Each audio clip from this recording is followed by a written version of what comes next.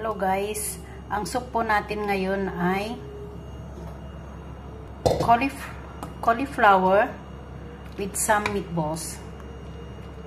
Ito siya guys, meatballs and mushroom. This one guys, this is the meatballs and cauliflower soup. Yan guys, meatballs and cauliflower soup guys, it only cook for 30 minutes. Napakadali po niyang lutuin kasi po ito ay hugasan lang po yung cauliflower, gumawa lang po ng minced meat, make into round meat, make into meatballs, and then you just add.